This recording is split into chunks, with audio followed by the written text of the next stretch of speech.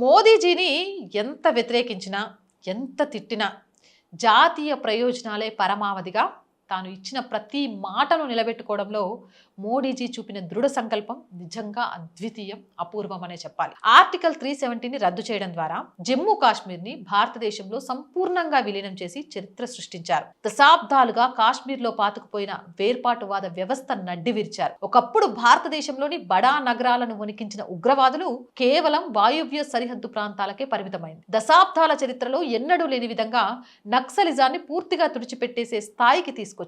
దశాబ్దాలుగా విద్యారంగం, మీడియా మరియు ప్రజా విమర్శలపై ఆధిపత్యం చెలాయిస్తున్న లెఫ్టిస్ట్ వ్యవస్థకు సింహస్వప్నంగా మారి గట్టి సవాల్ విసిరారు. కాలయాపన చేసే విధానాలకు స్వస్తి చెప్పి దశాబ్దాలుగా పెండింగ్ లో ఉన్న జాతీయ సమస్యలపై అత్యంత కఠినమైన నిర్ణయాత్మకమైన చర్యలకి అగ్రతాంబూలం ఇచ్చారు. నన్ను ఎవరు తిడుతున్నారు, నన్ను ఎవరు పొగుడుతున్నారు, నాతో ఎవరు ఫోటోలు దిగుతున్నారు, లేకపోతే నా క్రేజ్ ఎంత పెరిగింది, ఇవన్నీ ఆయనకొద్దు. ఆయనకు కావాల్సింది ఒక్కటే, ఏంటి అనంటే దేశం డెవలప్ అవుతుందా లేదా, ప్రపంచంలో భారత్ అగ్రగామిగా నిలుస్తుందా లేదా, భారత్ అగ్రగామిగా నిలవడానికి నేనేం చేస్తున్నాను, భారత్ని అగ్రగామిగా నిలబెట్టడానికి నేను ఇంకెంత కష్టపడాలి, ఇది మాత్రమే ఆలోచించే ఏకైక నేత నరేంద్ర మోదీ.